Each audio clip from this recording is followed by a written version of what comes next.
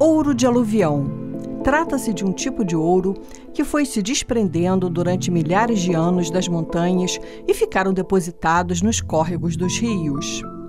Foi esse o motivo pelo qual os sertões do Macacu foi invadido por aventureiros que descobriram, possivelmente através dos índios que habitavam a região, a existência desse valioso mineral.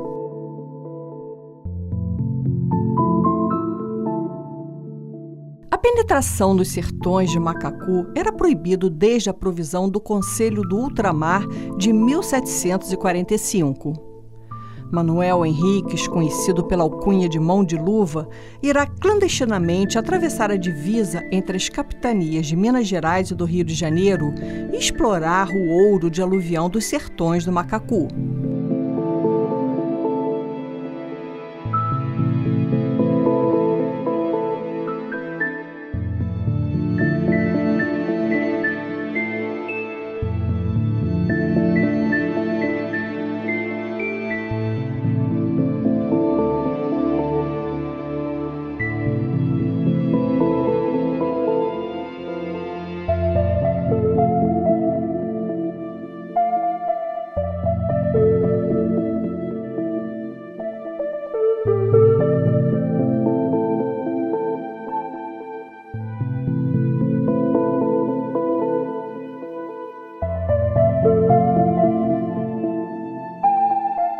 Quem nos conta essa história é o historiador Rodrigo Leonardo de Souza Oliveira, que escreveu a tese intitulada Mão de Luva e Montanha, bandoleiros e salteadores nos caminhos de Minas Gerais no século XVIII.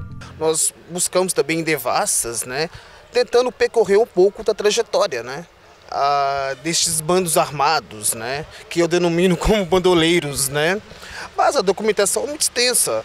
No próprio Arquivo Público Mineiro nós temos documentos da Câmara Municipal de Ouro Preto, da Casa dos Contos e de outras câmaras, Câmara de Mariana, Sabará, enfim, é uma documentação bastante interessante.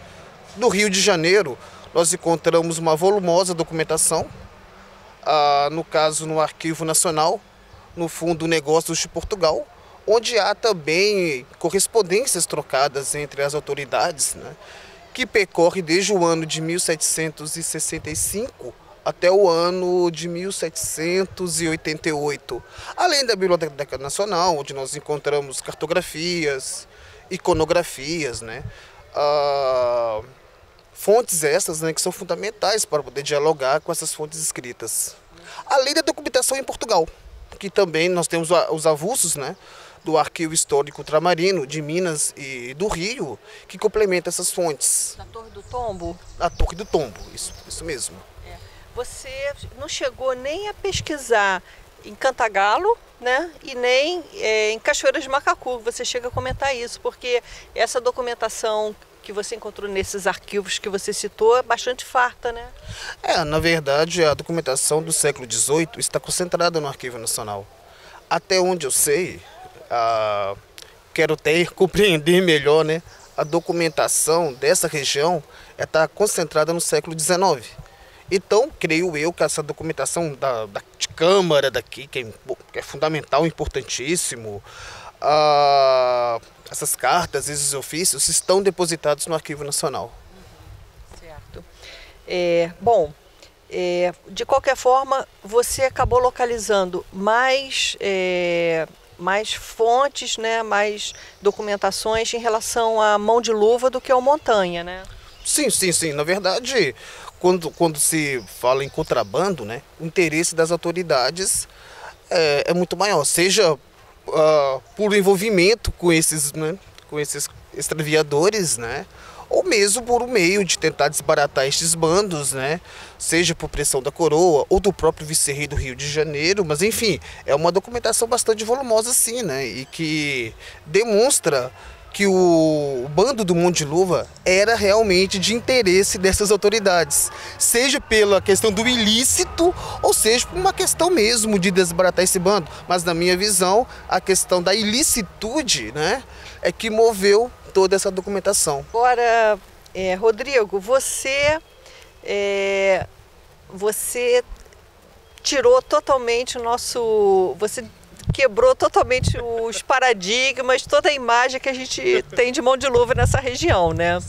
Porque a gente sempre ouviu falar que mão de luva era um mulato, ele um desbravador, um aventureiro, possivelmente um homem da classe pobre, né? Um homem livre, classe pobre, que se aventurou por essa região aqui dos sertões do Macacu, né?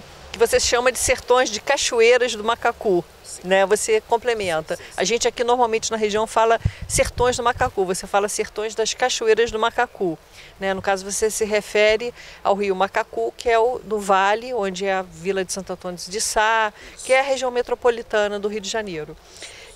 Só que você quebrou totalmente a nossa imagem. A gente vai ter que começar a imaginar um novo mão de luva a partir do seu trabalho.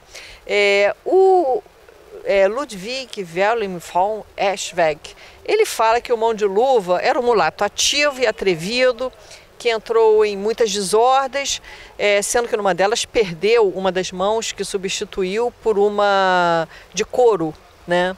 E você, na verdade, fala que mão de luva era um homem branco, até alto, né? Você descreve ele pelas suas fontes como um homem alto e que se casou na igreja, que era como se casasse naquela época. Os pais também eram casados. Tinha 3 escravos, logo era um homem, seria hoje uma classe média, média alta do Brasil, um homem morigerado. Você desconstrói o nosso mão de luva. Então fala um pouquinho desse mão de luva que você traz aqui no seu trabalho. Na verdade, Manuel Henriques, o mão de luva, né? Ele é de Minas, nascido em Ouro Branco, próximo onde hoje é a cidade de Ouro Preto, né? Antiga Vila Rica, né? Capital das Minas, né? Naquele período, né?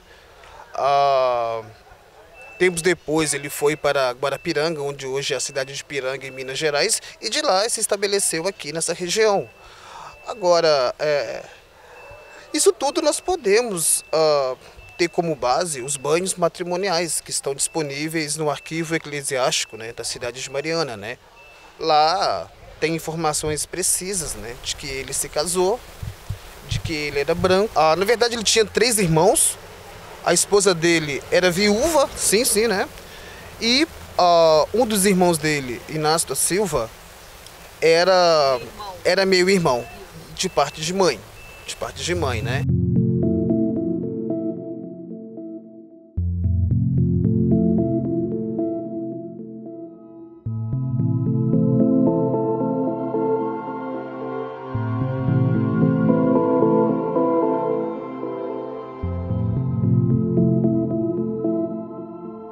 Na verdade, estudos historiográficos mais recentes demonstram que possuía até 3 a 5 escravos para Minas Gerais, creio também que para o Rio de Janeiro, né?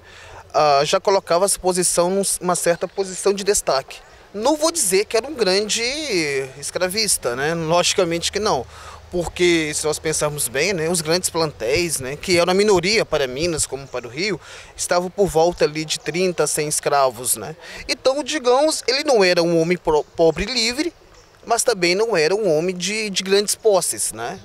Mas o que propiciou ele ter essas posses foi a extensão da propriedade privada dele a partir do ilícito. Ou seja, a partir do momento que ele se estabeleceu nos sertões, né, de Macacu e Cantagalo, ali sim ele começou a expandir a sua propriedade através do ouro, através da posse de terras. Daí ele começou a se constituir, pelo menos na minha visão, como um grande potentado da região, a ponto das autoridades, né, entrarem em conflito para tentar compreender o porquê de todo esse poderio desse bando. E essa questão da mão dele, de luva, que ser uma mão de couro, quer dizer, no imaginário da população e de alguns viajantes, sempre colocam ele um cara brigão, né? Por isso que perdeu a mão numa briga, por isso usava uma luva, mas, quer dizer, ele usava uma luva, por isso que ele tinha essa alcunha, mas não está ligado a essa questão de brigas. Pode ter sido um acidente, alguma coisa assim, né?